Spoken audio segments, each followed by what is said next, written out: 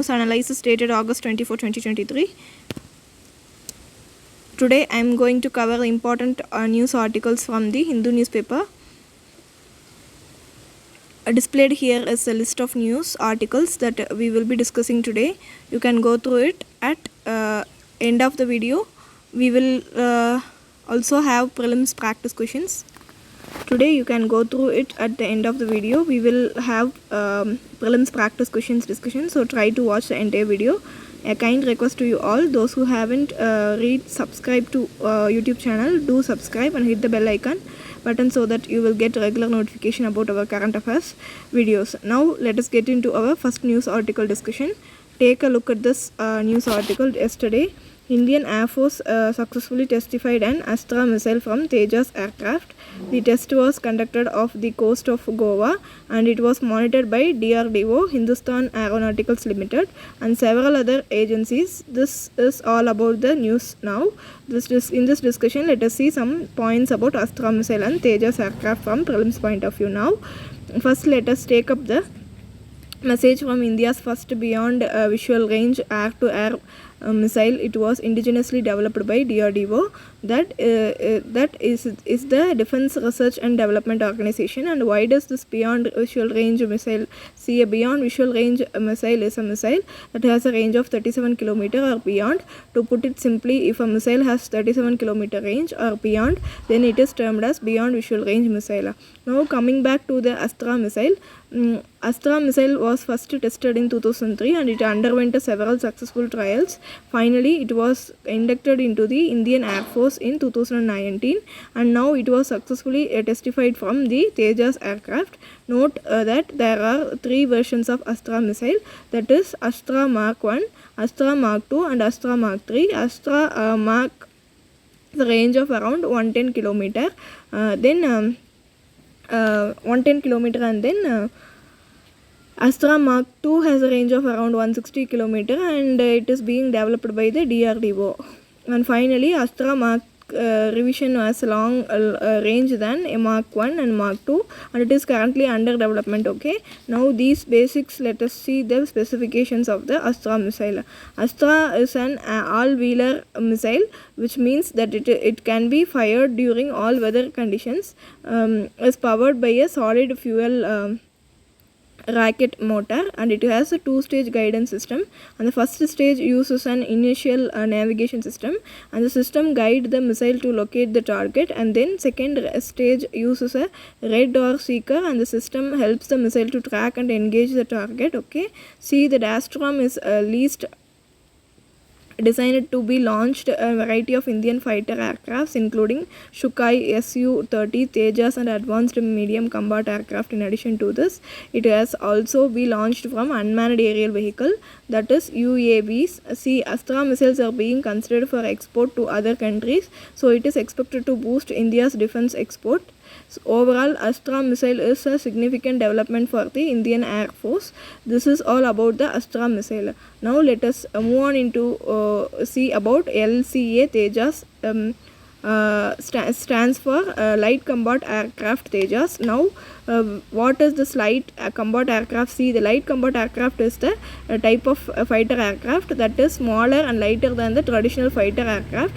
Light combat aircraft are typically designed to be more affordable and easier to maintain than traditional fighter aircrafts. Now coming back to the Tejas. Tejas is a single engine multi-role light combat aircraft. It is developed by Aeronautical Development Agency and Hindustan Aeronautics Limited. Note that it is the first indigenously developed fighter aircrafts of India, and the Tejas has been in service since 2015 and it has been deployed in several exercises. And note that the Tejas is currently used both in Indian Air Force and Indian Navy. Okay, now moving on to say about the key features of Tejas aircraft. With top speed of Mach 2.2, the range of aircraft is 3000 km. Tejas is equipped with a variety of weapons and sensors including Astra missile, thereby the missile Helena and attack missile and the laser gated bombs.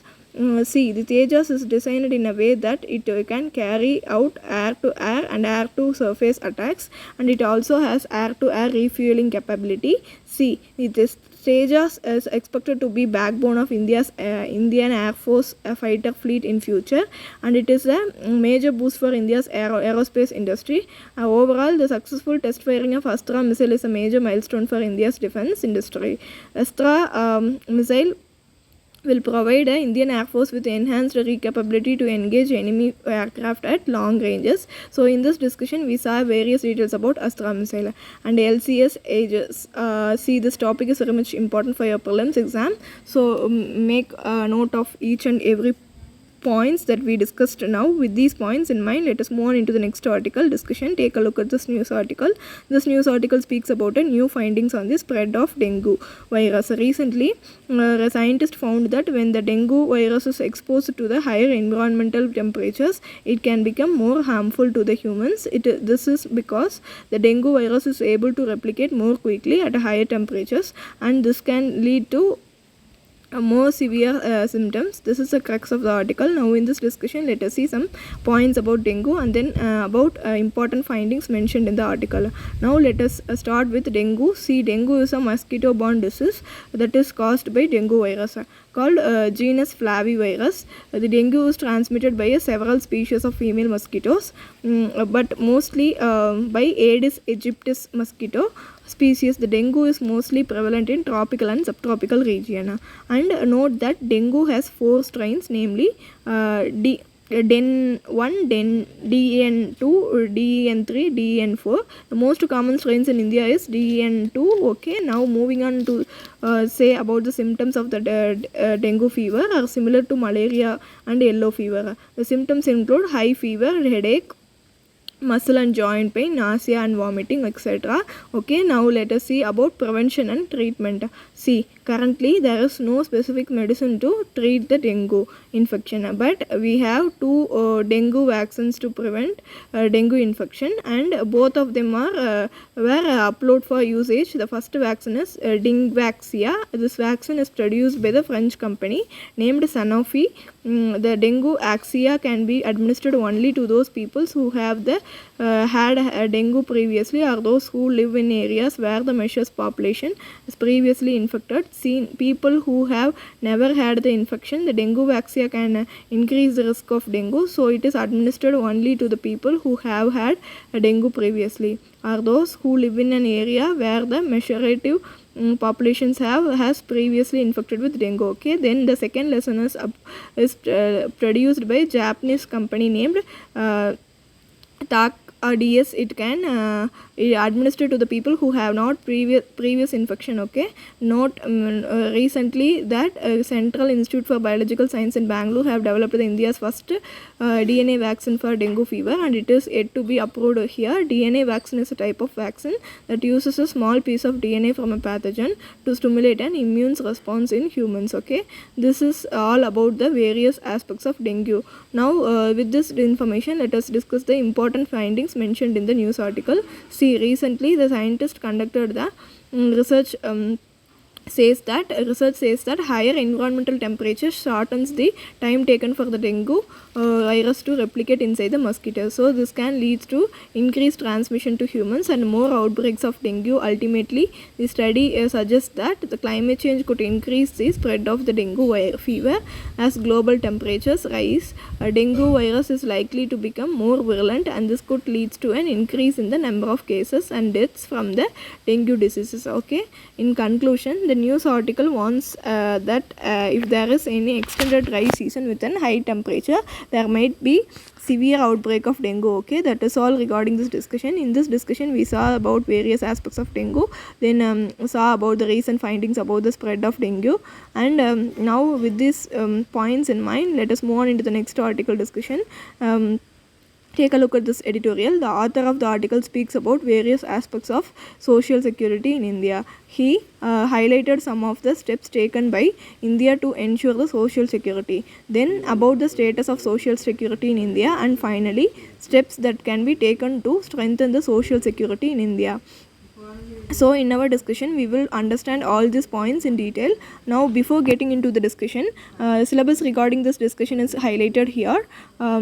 you can go through it. Now first let us start with the security. Social security refers to social protection that the society provides to the individual and households. It includes ensuring access to healthcare and providing income security to the old age peoples, unemployed people, sick people, maternity, and so on.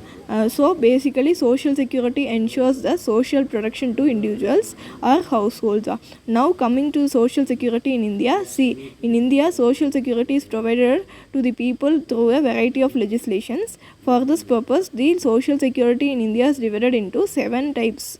It includes health insurance, medical benefit, old age or retirement benefits, unemployment insurance, life and disability insurance, maternity and child care benefits, rural job guarantee, and food security. See, these social securities are covered under the respective legislations or schemes. Here I will tell you some examples. See, we have a national health protection scheme under Ayushman Bharat. The scheme provides the health insurance to the peoples. Then we have national pension system.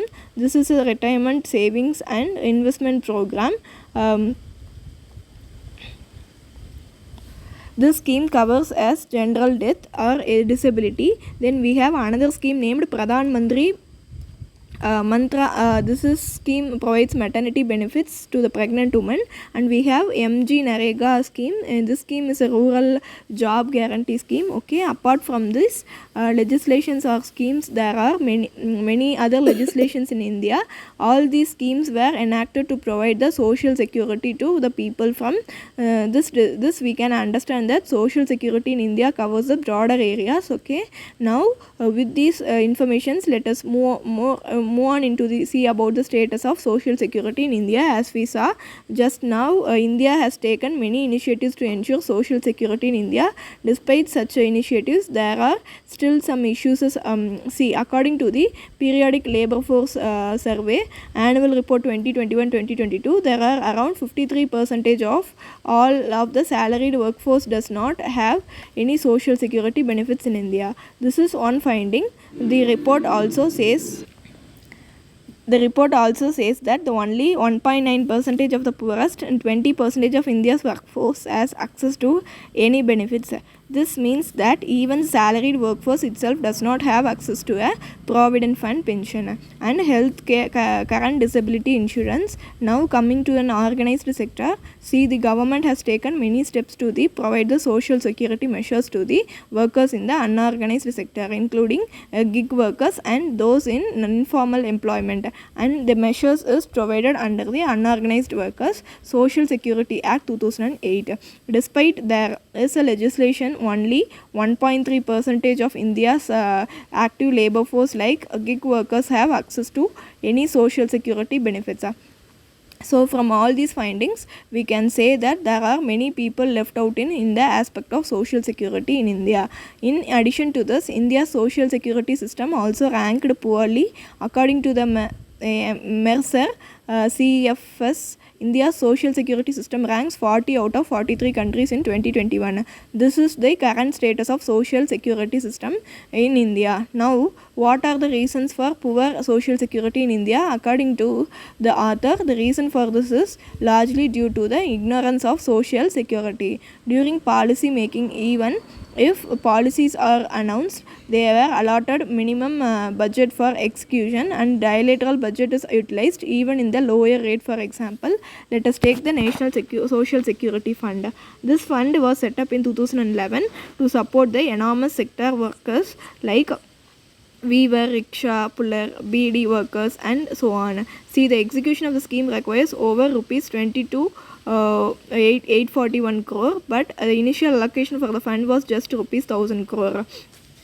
Apart from this, in the financial year 2017, CAG audit and the scheme says that the around 1927 crore of funds have not been replaced.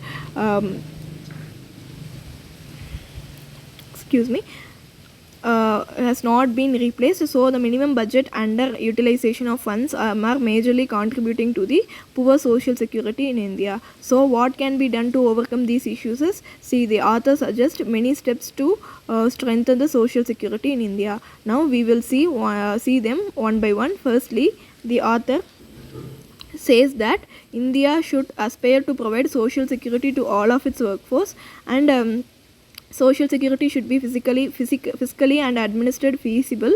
Secondly, the author advocates that government should establish the legislation for a pan-India labor force code, and the SE will ensure the nationwide social security coverage. Thirdly, the author says that government should give special attention to domestic workers, especially female, when it comes to social security. Finally, the author says that the government should raise the awareness about social security to ensure that more workers are aware of the available benefits. And that's all regarding this discussion. In this discussion, we saw about the steps taken by India to ensure the social security, then about the status of social security in India, and finally the steps that can be taken to strengthen the social security in India. Now, with these points in mind, let us move on into the next news article.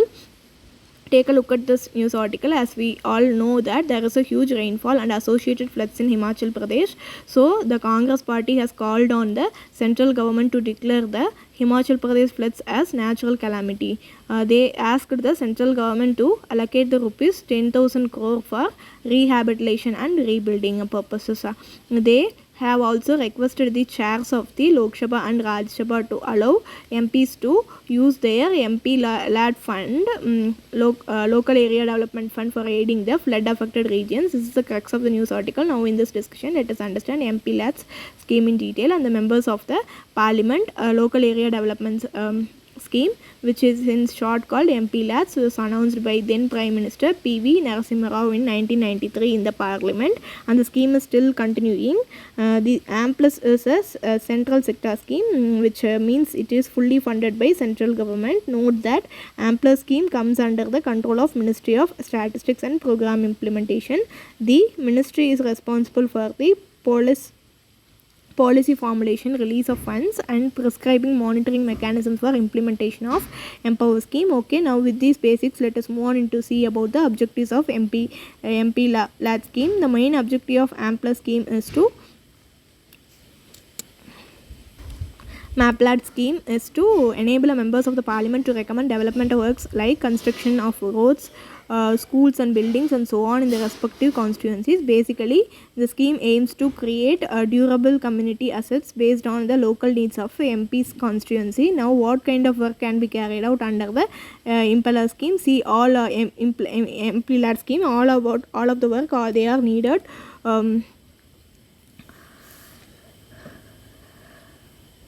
All kind of works that were needed to meet the local community's infrastructure and developmental requirements are carried out under the MPLAD scheme. Some of the works include creating durable assets of drinking water facilities, education, public health, sanitation and roads, etc. are carried out under the MPLAD scheme.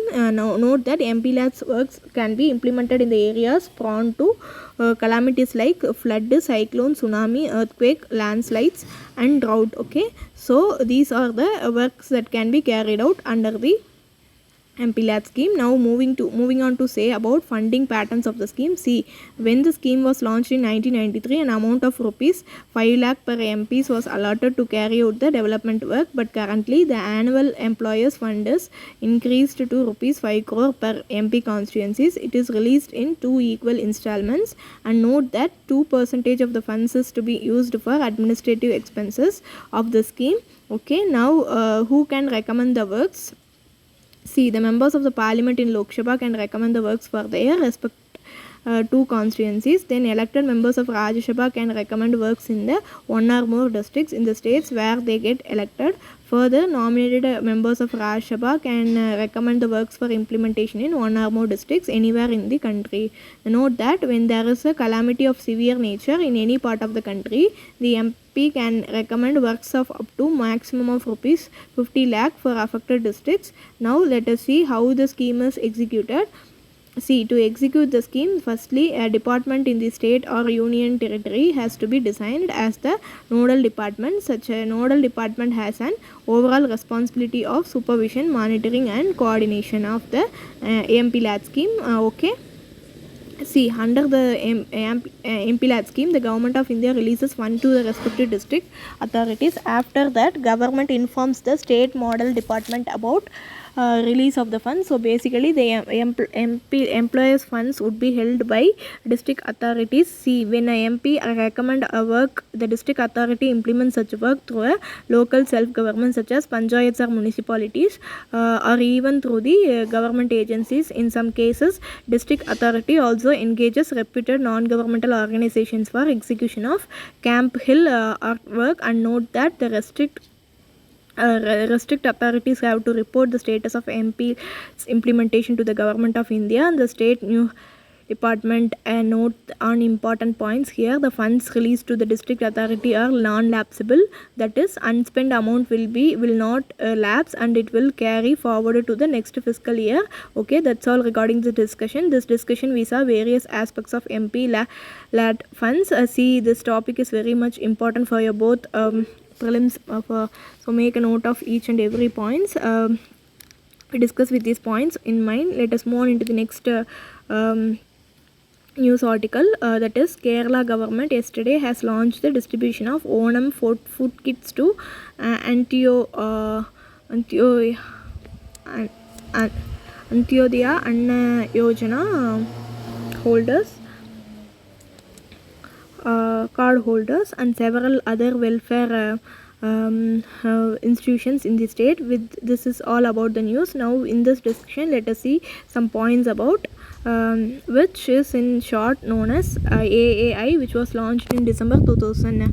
This scheme was enacted to make a targeted public distribution system, here more focused on targeted one towards the hungry people in our country. And see, under the scheme, 1 crore of the poorest of the poor families for amongst the members of below poverty line have been identified. After identification, they are currently provided with food grains at a highly subsidized rate of rupees 2 per kg for wheat and rupees 3 per kg for rice. And note that the states and union territories were required to bear the distribution cost, including margin to dealers and retailers as well as transportation cost. This ensures that the entire food subsidy was passed on to the consumer under the AOI scheme. The AOI ration card holders can procure to 20 kg of rice and 15 kg of wheat using the AOI ration card. Note that identification of AOA families and issuing of distinct duration card is the responsibility of the state government and the village councils. Finalize the list of AOI family in the village. See, in the financial year 2003 and 4, the AOA scheme was expanded by adding below poverty line households headed by widows or terminally ill persons or disabled persons or persons aged 60 years or more with no assured means of subsistence and societal support. With this increase, another 1.5 crore families were covered under the so currently this scheme covers nearly 2.5 crore of poorest of the poor households. Grains to the poorest of the poor at a subsidized rate by providing affordable food grains. Scheme contributes to the improved nutrition and overall well-beings. And that's all regarding this discussion. This discussion we saw about in detail. Now with these points in mind, let us move on into the next part of the video, that is to discuss the preliminary practice questions. Today we have various 3 questions. I have solved 2 of them and 1 will be quiz questions for you. First question, this question is regarding MPLAD scheme, that is the Member of Parliament Local Area Development Scheme. Here 4 statements are given. We have to find how many of the statements are correct. Look at the first statement. MPLAD's funds must be used to create a durable assets like physical infrastructure for health, education, etc. See, the statement is correct, and the MPLAD's fund must be used to create the durable physical assets. So the statement is correct. Now coming to the second statement, a specified portion of the each MP's fund must benefit its population. See, this statement is correct. MP should recommend at least 15% of MPLAD's fund for the benefit of SC population and 7.5% of the funds for the benefit of the ST population. So second statement is correct. Now coming to this, the third statement, MPLAD schemes are sanctioned on yearly basis. The unused funds cannot be carried forward to the next year. See, the statement is incorrect. This is because the MPLAD's funds released to the district authority by the government of India are non-lapsable. That is the second. That is the fund left with the district authority can be carried forward for the utilization in the subsequent years.